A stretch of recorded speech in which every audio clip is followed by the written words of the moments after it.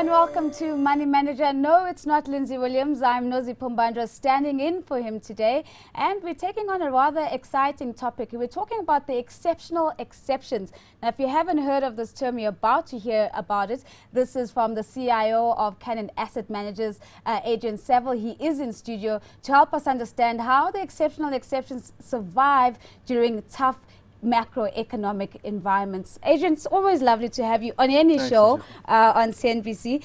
Now, exceptional exceptions, it sounds like a phenomenally sexy term. You've always got these great terms that you put together.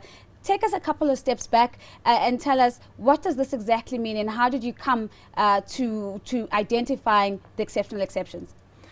I think there's two parts to the answer to put on the table in thinking about that question. The first is, when investing, many people invest in anticipation of a company delivering blue sky.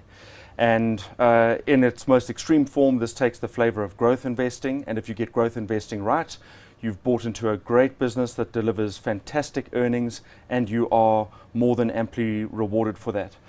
The tragedy is that most businesses don't deliver the earnings that they promise. And this is not unique to industry or to country or to size company.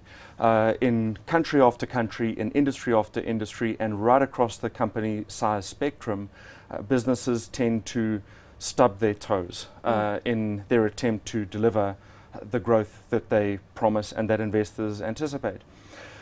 Some of that, and the second point then in responding is some of that toe stubbing, wow, is by their own design or by their own mistake, that they get in their own way. But more often than not, the single biggest factor that influences disappointment in companies failing to deliver what investors anticipate is the economic environment. The economic environment explains, across the 25 countries that we've surveyed, somewhere between 2/3 and 3/4 of bottom line company performance. As Bill Clinton's election advisor put it, it's the economy stupid. The economy really matters in explaining business performance. And if we can account for the influence that economy has, we can then go in search of businesses that are able to do something that is at odds with that. I'm yet to find the case of a company that has been able to achieve complete immunity from economic gravity. But the exceptional exceptions are businesses that are able to achieve what I'd call escape velocity, that they are somehow able to pull away from this overwhelming influence of economic gravity. So they survive the tough macroeconomic environment, in essence. They don't get off scot-free, but they do survive. What are those survivalist strategies that they are employing and that are helping them to get through this period? Well, not only do they survive, but to add to that, they thrive. So they flourish almost regardless of the economic circumstances. And maybe we can come back to the factors in a second. I think it's just worth noting before we talk about who these companies are and what they've done, just to give some substance to this exceptional exceptions label. The work that we did in South Africa is designed around a study that Columbia Business School professor Rita McGrath did in looking at 5,000 companies listed on international markets. She surveyed businesses over a 5-year period, and to identify a business as thriving, she put up the criteria that the business had to grow their top line and their bottom line ahead of inflation and ahead of world economic growth. Inflation, because that's a nominal number, you can't eat inflation, and world economic growth, she just treated that as a very crude proxy for market share. But the period then must have been very, very important in terms of that window of 5 years that she's chosen. So her first 5-year period is 2005 to 2009. And she comes back with the very sobering result that of these 5,000 companies she surveys, only 10% can do uninterrupted top line and only 5% can do uninterrupted bottom line. And then she says, well, the economy matters, my earlier observation, and I bet you if I go to easier macroeconomic times that this result will improve. So she goes to the early noughties, 2000 to 04, and she finds that the result does improve. In fact, the hit rate almost doubles. It goes to sort of 15% for top line uninterrupted and about 7 or 8% for bottom line uninterrupted. But that 15 and 8 and these are minority results. Yeah. She then went to a third intriguing question. She says, well, if these businesses struggle to do 5 years uninterrupted, and the second 5 years was an even smaller result than the first 5 years, I wonder if the guys that carried on in the second 5 years were the same guys that had done the first 5 years. In other words, or to put it differently, are there any businesses that have done 10 years uninterrupted top line and bottom line growth? Her result of the 5,000 companies that she surveys, 10 businesses. 10 of the 5,000. So, Yeah. and these are the exceptional exceptions. And these are the global stories, and they're big businesses. Their market caps are $1 billion. And the exceptional exceptions are, they're unusual suspects. There's no Coca-Cola, Google, BMW, Apple. Instead, the exceptional exceptions are the Spanish construction firm ACS. Not Google, but Yahoo, and not Yahoo generically, but Yahoo Japan. Atmos Energy, a 100-year-old alternative energy business in the United States. FactSet, which sells financial services to you and me. And there is nothing in common in terms of these businesses' size, age, management culture, industry, diversification. It looks like it's just this eclectic, almost random gathering. Mix of companies. So on the back of her research, we repeated the research in South Africa. I had 2 reservations with her results. The first was that she only had 1 start year. So, you know, what if there was something funny in that start year? Yeah. So we used 7 different 10-year rolling periods, 7 different start years, in other words. And the second was that over her survey period, almost all South African companies had market caps below $1 billion. So she overwhelmingly ignored South Africa in her research. So we lifted the cap off company size, and we went all the way down to the smallest listed businesses. And over the 7 different rolling 10-year periods, we find the businesses that have achieved the same result, that is produced uninterrupted top line and bottom line growth. And the result mix is as eclectic as her findings? It's as, you know, when you look at this result, like, what on earth do these businesses have in common? Because the superstar businesses, these exceptional exceptions, are Clientele Life, EOH, Famous Brands, Mr. Price, Wilson Bailey, Truworths.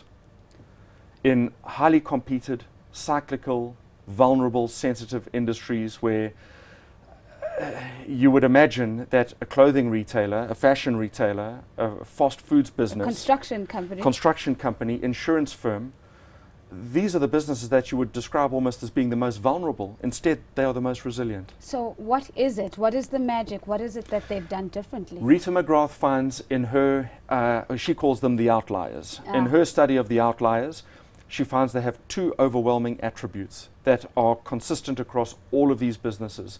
The first is they have agility. And agility isn't speed. Agility is the ability to choose your speed. Meaning there is a time to go fast, a time to go slow, a time to expand, a time to contract. But agility also is demonstrated in speed in that you leave yourself optionality. And the optionality comes in the form of taking lots of small bets. And when you see a bet that works, you're able to seize that opportunity. A great example is Clientele. So of these different businesses, there are only 2 JSE listed companies that have produced 15-year uninterrupted earnings growth, top line and bottom line, after inflation and after economic adjustment. And that's EOH and Clientele, off most investors' radar. And Clientele is a great example of this agility. They go to Nigeria.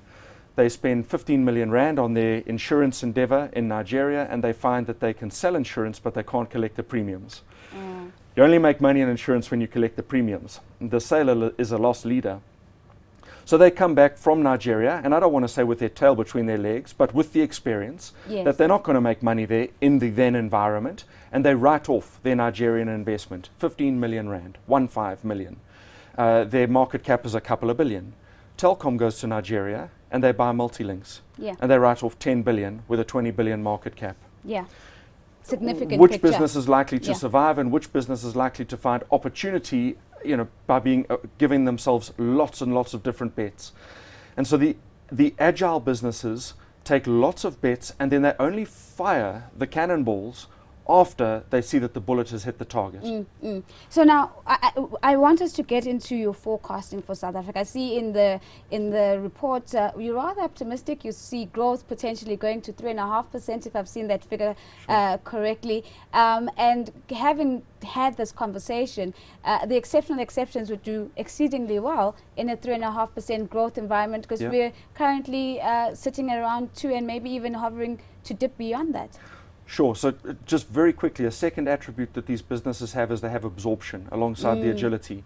And absorption riles investment managers and accountants, because it comes in the form of fat, lazy balance sheets, as an example.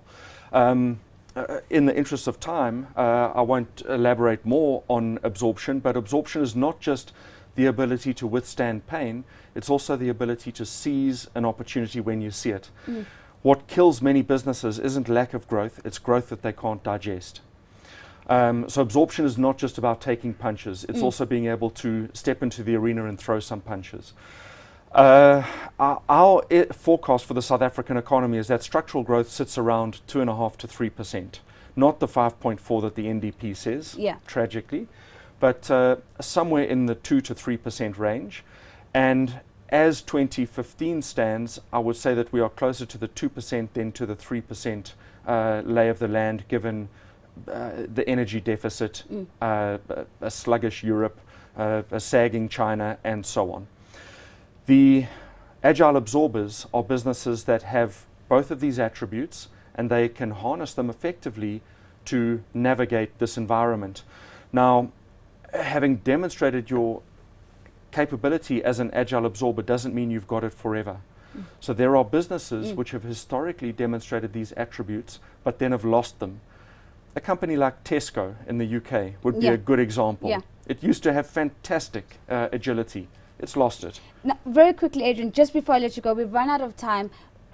Exceptional exceptions, wannabes, the ones that could make it into this portfolio. Maybe your top 3.